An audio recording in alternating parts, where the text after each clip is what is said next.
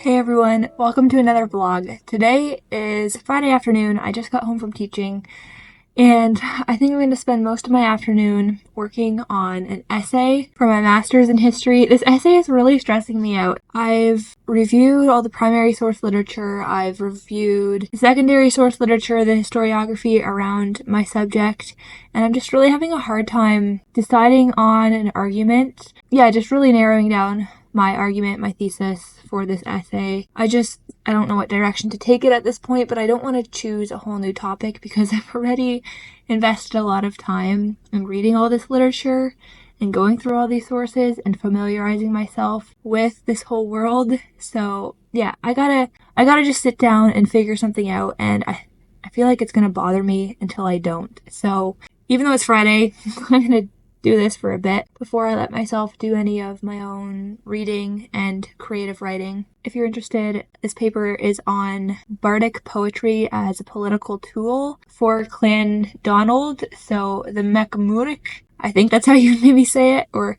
Mechmuric is kind of the anglicized version of it. They were kind of the poets and the historians of Clan Donald, and this was hereditary, so a number of the Mechmurics were poets and historians. A decent amount of their work is left for us to kind of analyze and look at, so here I am trying to bridge the boundary between like analyzing literature and contextualizing it and forming a historical argument.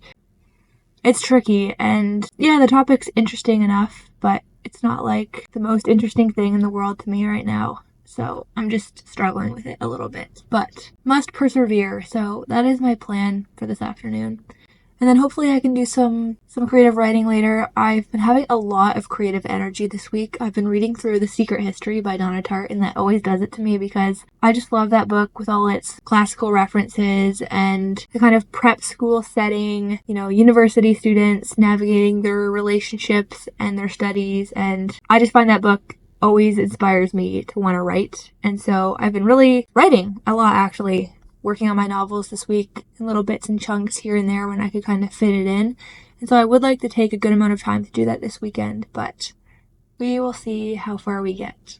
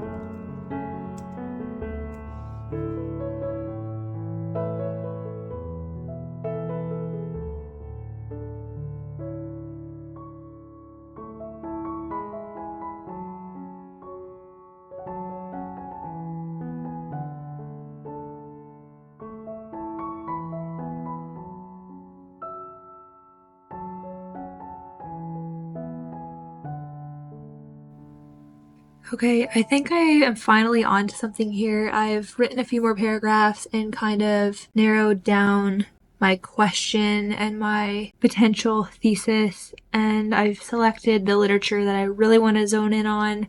So I think I know what I'm doing at this point.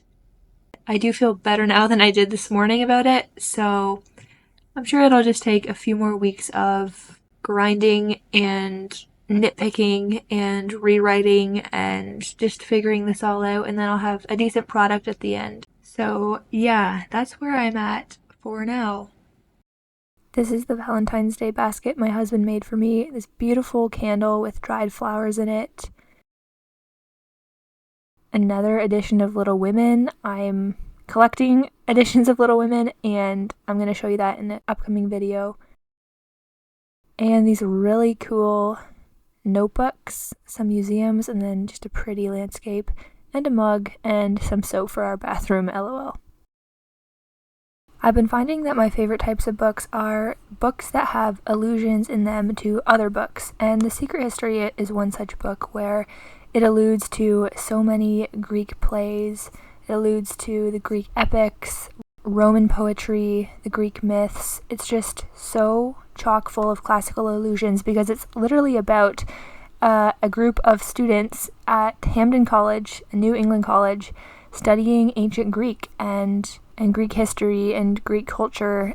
Yeah, it's really interesting how these students learn the language of the ancients, not just to understand their language, but to actually learn to live as they did and to think as they thought. And out of this kind of obsession with the ancient ways, they end up conducting a fateful experiment, a secret Bacchic ritual in which they literally go into a Bacchic frenzy and feel the presence of the god Dionysus, the god of wine and revelry and pleasure. And ultimately, this leads them to transcend the boundaries of their selves. They go out of themselves. They literally go mad. In pursuit of this kind of divine madness, they commit an unspeakable act, and that's all I'm going to say because I don't want to give away too much of the plot, but I will just say, even though I know how it ends, and Donna Tartt tells you at the beginning, literally, what is going to happen, and then the rest of the story is that happening kind of unfolding, still, every time I find myself just shocked. I sit there thinking, what is the point of all this? And ultimately the characters do come to realize that beauty, when it's divorced from morality, only leads to destruction. Look what just came in the mail. It's a complete history of Greek myth, and I'm so excited to read through this thing. The Library of Apollodorus is a unique guide to Greek mythology, from the origins of the universe to the Trojan War. I've really been on a mythology kick recently. I can't stop reading myths, and the more I read, the more I want to read, and so I needed a comprehensive collection of the Greek myths to go through and to get kind of a full understanding of their mythos. And I feel like I'm looking for something. I'm searching for something in these myths that I'm not even sure what it is yet. But I just feel compelled to get right inside this classical world and learn as much as I can about them. Maybe it's the secret history effect, I don't know. I think it's more likely just because I've been studying the history of the ancient world so much, and their mythology is so connected to their history, obviously. It defines who they are. So to properly know the ancient Greeks and the ancient Romans, you do need to know the stories that made up the world, explained their world to them, and in large part also guided their lives. So here I am writing again. I've got like 3 projects on the go right now. I've got Project Wendy, Project Orange Peel, and Project Verily, and yeah, I've been switching back and forth from project to project. Some weeks I'm all about one book and it's all I think about, and I sit down to write at it every day, and then the next week I might be more focused on another project. Right now I've been working on Project Verily a lot because it's very much influenced by my classical learning and the history that I've been teaching and studying. Yeah, a lot of the intellectual work that I do during the day feeds into my creative work and the stories that I write. Good morning, it's Saturday. I spent the morning reading The Secret History and working on one of my novels, and it was lovely, and something beautiful just came in the mail, which is Louisa May Alcott, The Woman Behind Little Women, a biography by Harriet Reeson. This looks, first of all, the book is beautiful. Second of all, just flipping through it, it looks very readable, very interesting. I see a number of Louisa's poems included in here, and I honestly don't know that much about her besides the little bit that I picked up when I visited the Orchard House in Concord. So I know sort of how she came about to write Little Women and Little Men. And I know about the transcendental idealists in New England at that time, the transcendentalists. So yeah, I'm very much looking forward to reading through this and getting a really good picture and understanding of who she was, how she grew up, how she pursued, her career as a writer while also being very busy with her family and with kind of the intellectual society in Concord. Yes, I'm very much looking forward to reading this. Isn't it so pretty? The coolest thing about Louisa May Alcott is, I think, how she really wrote herself into the character of Jo. Jo March is Louisa May in many ways. Moody, bold, boyish, loving, passionate, literary Jo. The author of this book really argues that Louisa May Alcott is not just this old New England spinster, that's kind of the stereotype that we have about her, but she was a very modern woman. She was actually interested in the darker side of human nature. She didn't just write nice stories for nice kids.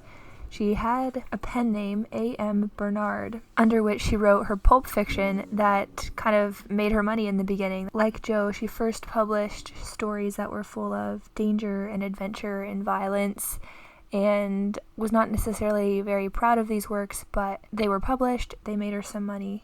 I'm also excited because it seems this biography is going to get into some of her works that have not been published, and many of which are actually lost to us. Louisa May Alcott wrote a lot beyond Little Women and Little Men.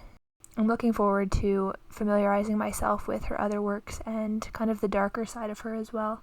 I love reading about how she would go into these prolonged periods of writing, which she called the vortex, being in the vortex, which means basically do not disturb. I am only thinking out my books right now, and I can just picture her writing madly in a frenzy, and I know that feeling myself, and there's no better feeling than literally being on fire and writing